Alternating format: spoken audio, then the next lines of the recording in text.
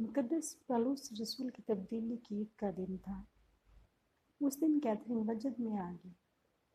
उसकी रूह इतनी बुलंदियों पर प्रवास कर गई कि 3 दिन और 3 रातें उसमें जिंदगी का कोई निशान न रहा।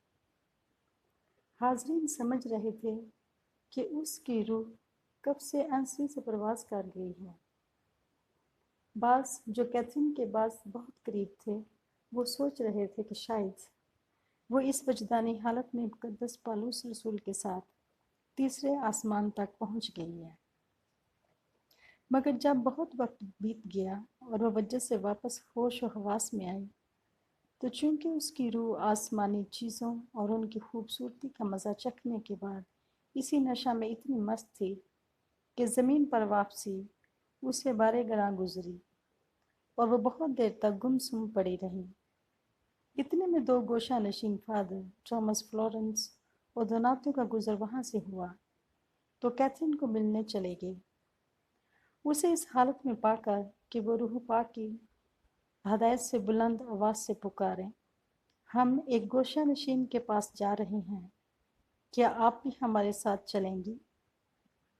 वो जो मुकद्दस मुकामात और खादमान की दीवानी थी, उसने ख्वाब गफलत में जवाब दिया और उसके साथ ही वो अपनी असल हालत में वापस आ गई।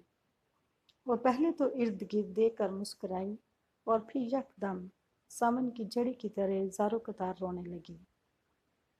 और जितने दिन वो वजद में रही इतनी ही रातें और दिन यानी 3 दिन और 3 रातें लगातार रोती रही और तस्कीन ना पाती थी, बल्कि साथ साथ वो अपने आप से कहती थी, ऐ तू जो औरतों में कजरो और बदकार है, क्या ला इंतहा सच्चाई कादर मुतलिक बाप ने तुझे मुल्क बका की खूबसूरती इसलिए दिखाई कि तू वापस ज़मीन पर आकर झूठ बोले।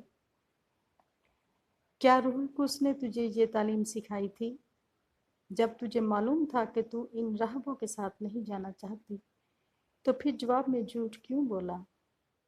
ऐ गुनाहगार बदसूरत तरीन शरीर, तू आइंदा 3 दिन और 3 रातें कुछ ना खाएगी और ना ही पिएगी। ये कैथरीन की जिंदगी की तवील तरीन अश्क बारी थी।